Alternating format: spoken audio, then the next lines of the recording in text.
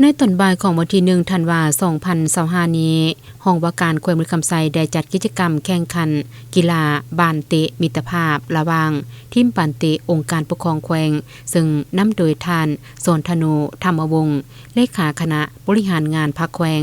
พบกับทีมบานเตะภาคธุรกิจแขวงอยู่ที่เดินบานเซงมีไซเมืองปักสันแขวงมือคำไซสำหรับการแข่งขันในครั้งนี้ก็เพื่อเป็นการสร้างกระบวนการคำนับหับตอนวันศาสตร์ที่2ธันวาคมรอบ50 ปีและวันคล้ายวันเกิดของประธานไกรสนพรหมวิหารผู้นำที่แสนเคารพรักของปวงชนลาวทางศาสตร์ครบรอบ105 ปีให้เต็มไปด้วยความหมายความสำคัญอย่างหนักแน่นพร้อมนี้ก็เพื่อเป็นการสร้างความสามัคคีฮักแพงและหัดแน่นมิตรภาพระหว่างองค์การปกครองแขวงกับภาคธุรกิจให้มีความแน่นแฟนซึ่งการแข่งขันได้เริ่มขึ้นต่างฝ่ายต่างบุกและต่างฝ่ายต่างหับเหตุให้เกมการแข่งขันมีความดุเดือดและม่วนซื่น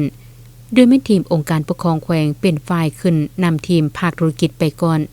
1-0จากนั้นทีมภาคธุรกิจแขวงได้มีการบุกเข้าใส่อย่างต่อเนื่องเพื่อหวังทวงเอาประตูคืนและก็ได้ประสบผลสำเร็จจบเกมในครึ่งเวลาทำอิฐเป็นทีมภาคธุรกิจขึ้นนำทีมองค์การปกครองแขวงไป2-1พอเริ่มเข้าสู่การแข่งขันในครึ่งเวลาที่2ทั้ง2ทีมได้มีการเปลี่ยนตัวผู้เล่นพร้อมทั้งมีการแก้เกมเห็นให้การแข่งขันยิ่งมีความดุเดือดม่วนซื่น